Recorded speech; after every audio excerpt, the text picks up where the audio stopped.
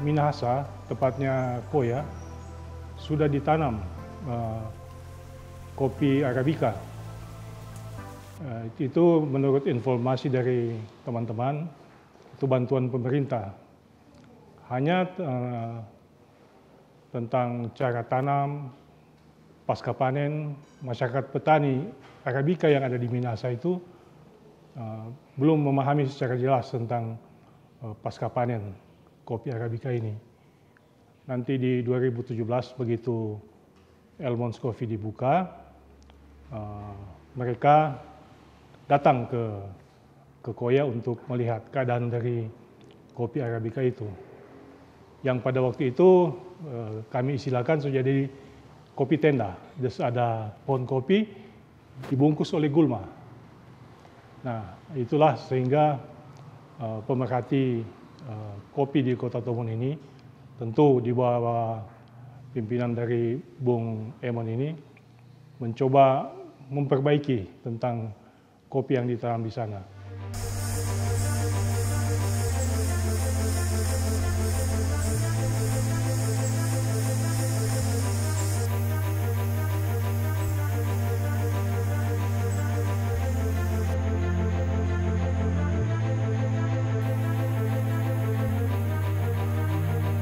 Dan ternyata waktu itu banyak, sekitar mungkin ada 2-3 ton yang terbiar di tempatnya petani yang sudah 1-2 tahun waktu itu nggak tahu pasarnya dijual kemana, dan mereka benar-benar nggak tahu, memang buntu karena nggak ada yang mau beli. Setelah saya lihat skala kualitas memang jauh belum layak dikatakan ibaratnya kopi specialty.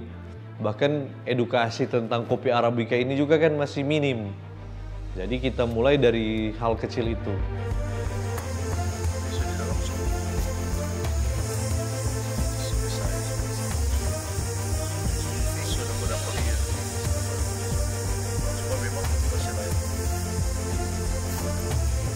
Waktu awal-awal memang petani sendiri mengeluh soal pasar. Waktu itu dihargai hanya 15.000 per kilo. 15.000 per kilo green bean. Tapi kalau saya bicara fairnya, ya wajar saja ketika dikatakan 15.000 per kilo ketika petani pun belum sanggup menciptakan pasca panen yang sesuai standar, minimal sesuai standar Kementerian Pertanian lah. Kadar air berapa persen dari kopi untuk siap sangrai, baru proses pasca panen natural itu seperti apa, semi wash seperti apa, proses basah seperti apa. Memang edukasi itu ternyata belum masuk ke petani, sehingga ketika bicara harga kopi 15.000, saya pikir waktu itu wajar karena memang masyarakat masih awam tentang kopi. Bagaimana caranya supaya masyarakat paham pada nantinya? Buatlah hilirnya.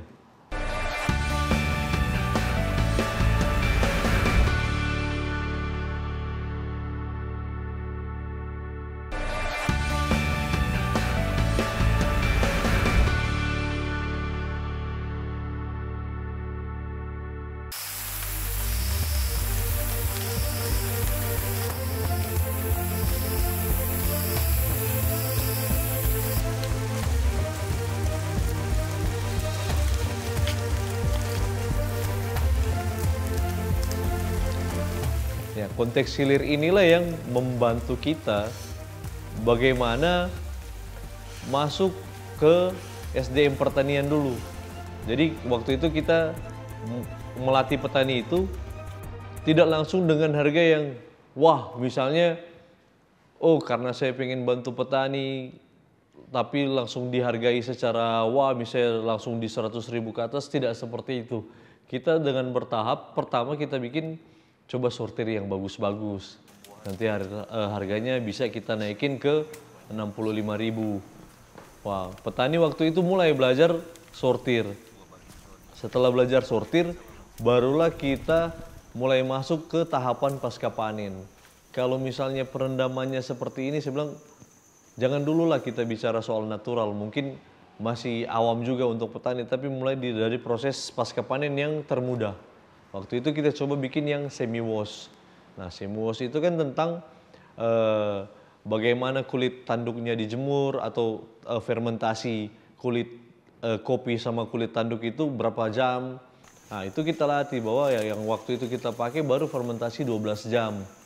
Jadi kita ajar dari situ bagaimana konteks perambangan kopi. Jadi petik merah baru dirambang di ember, yang mengapung kita buang. Itu dari hal-hal kecil seperti itu yang kita coba masuk perlahan ke para petani. Sehingga ketika pada titik mereka memahami tentang proses pasca panen itu sendiri, barulah kita memberanikan diri. Kita bilang ini ada 120.000 dengan hasil pasca panen yang sudah sesuai. Itu yang kita masuk ke para petani. Bagaimana konteks kita mensejahterakan petani hanya dengan memberikan harga yang layak kepada mereka. Jadi yang kita edukasi ya sesuai. Kalau mereka pun pada akhirnya masih belum mampu memenuhi kualitas standar kita, kita coba lagi untuk melatih perlahan.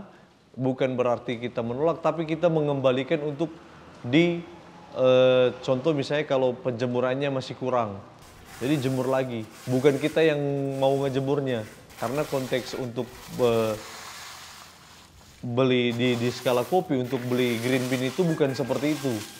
Tapi bagaimana benar-benar green bean ini sudah siap sangrai ketika masuk di kedai kopi atau nantinya dimasuk di roastery yang lain, tidak hanya kita.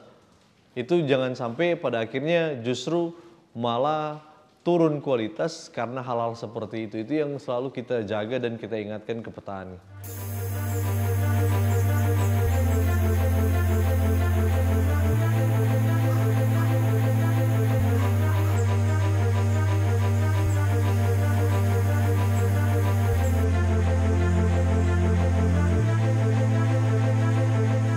Saudara Almontana sendiri, kalau menurut saya dia sebagai motivasi ya, tentunya bagi saya sendiri, dia banyak memberikan edukasi tentang perawatan, penanaman kopi, sangat membantu sekali untuk saya pribadi.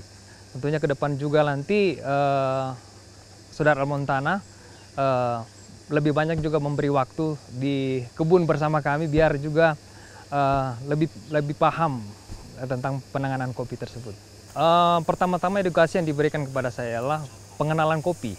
Kopi ini sendiri yang bernama Sigara Rutang, dari asal dari Sumatera. Dan juga bagaimana cara penanaman kopi itu, bagaimana sebelum penanaman kita menggali lubang antara 2 sampai 2,5 meter jarak tanam. Dan itu memberikan pupuk alami, yang pupuk kandang yang kita pakai. Jadi untuk penanaman kopi tersebut.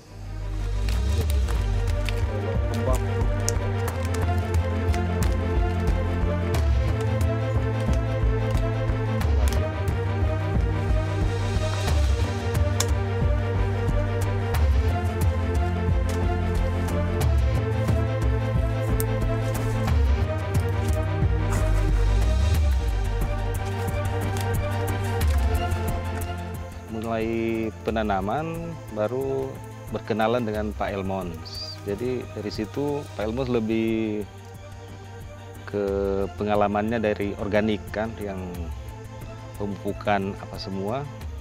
Dari situ belajar sharing soal penanaman, perawatan.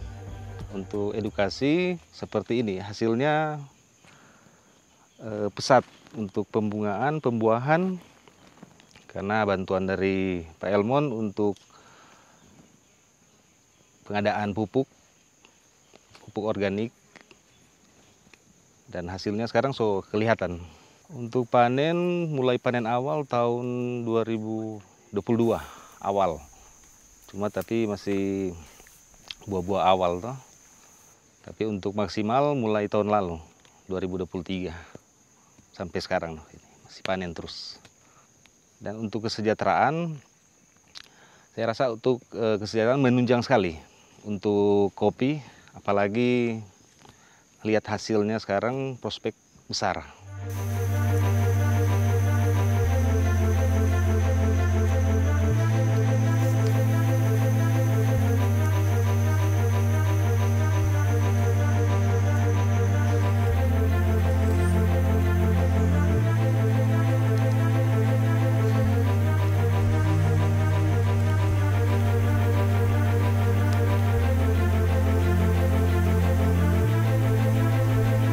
Ya jujur saya harus katakan ada yang hasil sudah ada, bahkan sudah hampir di tahun lalu 2023 mereka sudah bisa panen dengan kualitas yang standar untuk kopi Arabica itu dan sudah bisa dipasarkan.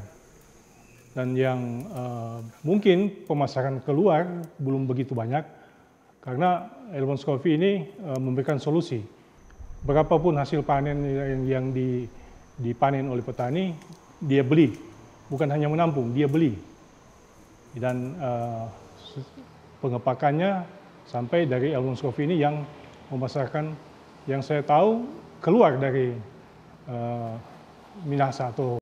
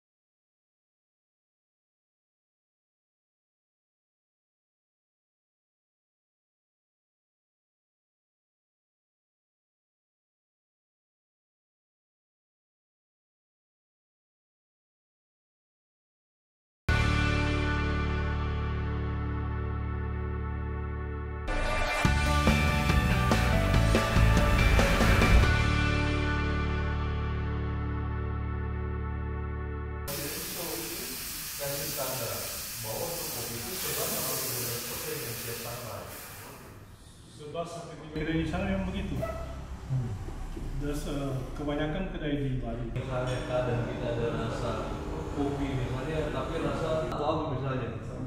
Jadi konteks itu akan Dari adanya Elmon's kedai ini, pelanggannya itu 60-70% kaum muda.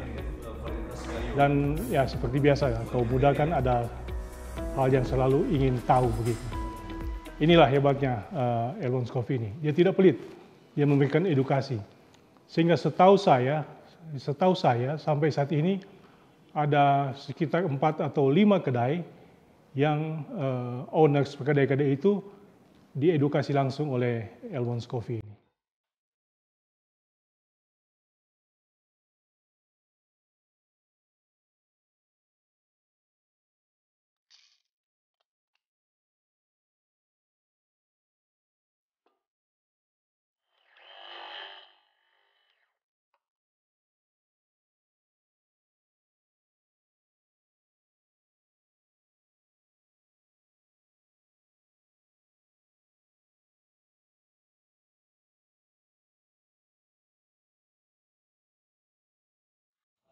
Berawal dari kepercayaan customer. Ada beberapa customer yang memang dari pecinta kopi dan suka mau menjadi home brewers namanya, atau misalnya orang-orang yang suka seduh kopi di rumah tapi dengan metode manual brew. Nah, dari situ saya bilang ya, untuk bicara kelas barista, saya belum bisa ngeluarin sertifikat untuk itu. Tapi kalau kalian yakin dengan ilmu saya bisa kasih ilmu saya ke kalian. Itu awal-awal dulu customer itu yang meyakinkan kita. Baru jawaban mereka ya, kita percaya kok dengan apa yang sudah kita rasa di cangkir ini. Nah, berawal dari situ mulailah saya buat workshop tentang manual brew sama latte art. Awalnya itu baru 2 orang yang suka belajar. Pada akhirnya masuk sampai 5 orang. Tahapan berikutnya masuk sampai sudah 3 orang. Sampai pada saat ini saya udah nggak tahu berapa banyak orang yang udah belajar tentang kopi di tempat di Tomohon. Ada juga yang dari Manado bahkan, dan Tondano yang datang ke sini. Makanya saya bilang kalau konteks itu tergantung dari niat orang yang mau belajar. Kita nggak pernah memaksakan. Ya, baru mulailah untuk yang mau usaha kopi, itu saya bilang kalau memang modalnya kalian rasa besar, minimal kumpulinlah alat kopi. Nanti kopinya dari kita, awalnya yang memberikan stok untuk berjalannya usaha ini. Jadi mulai itu ada beberapa teman yang buka usaha kopi, stoknya mulai dari 1 kilo. 1 kilo saya beri, nanti dibayar kembali kalau sudah punya kembali modal dan keuntungan.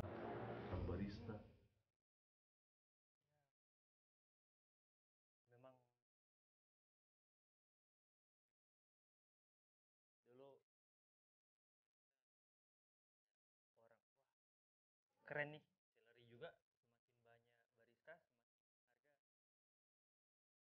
kalau thanks God di Curated sendiri, customer awal mula jadi barista memang Bapak Almontana sangat berpengaruh pada kita pe karir, karena kita sendiri pertama kenal kopi specialty dari Almontana sendiri, belajar dasar-dasar dari Almontana sendiri. 2018 kita bertanya Pak Emon yang biasa terenya panggil Almontana, terenya panggil Emon. Pak Emon, supaya request private class kok, bikin akan private class for orang, for kita sendiri.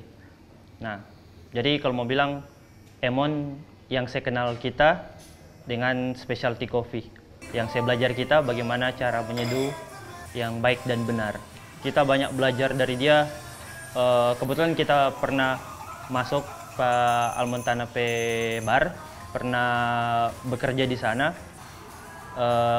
Almontana saya belajar pada kita bagaimana disiplin dalam bekerja, dari datang jam berapa supaya orang boleh prepare kedai ndak baku dusu, terus pas baking kedai, pas baking kopi, orang minuman mana dulu orang mau baking supaya semua minuman efisien. Seperti itu yang tentang kedisiplinan seorang barista sih yang kita belajar di Almontana.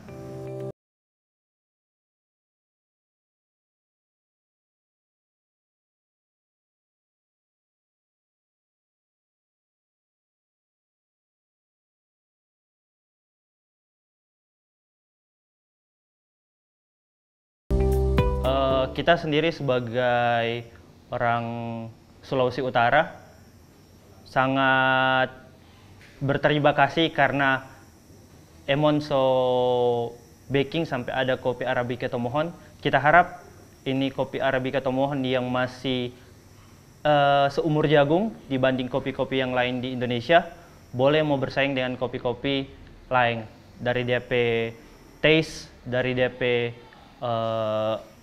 gengsi orang mau minum. Karena zaman sekarang orang mau customer pasti berpikir ini kopi dari mana? Oh, dari Tomohon. Ah, lebih baik kita beli kopi dari Bali karena DP orang lebih kenal kopi dari Bali daripada kopi Tomohon.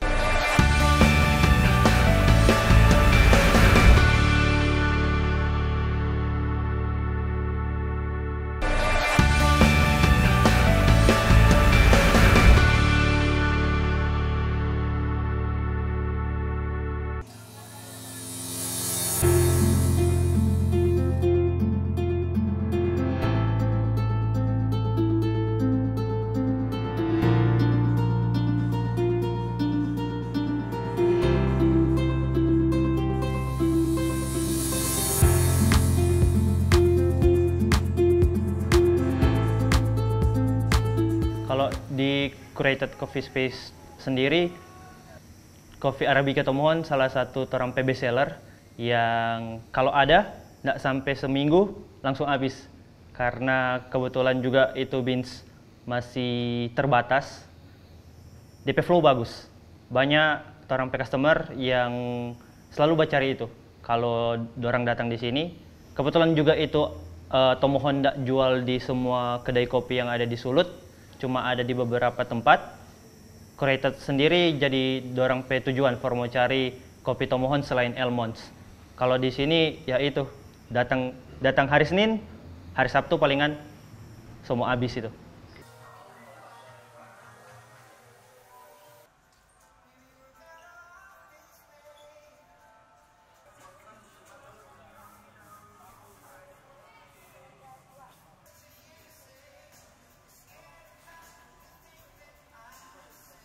secara umum ekspektasi sesuai. Kalau pembicaraan 5-6 tahun lalu itu saya cukup maksudnya sangat bersyukur apa yang saya bayangkan, apa yang saya mimpikan dan itu jadi kenyataan. Ya, kayaknya itu jadi maksudnya konteks kepemimpinan juga kan harus ada bicara soal pandangan yang diterjemahkan jadi kenyataan. Nggak cuma sekedar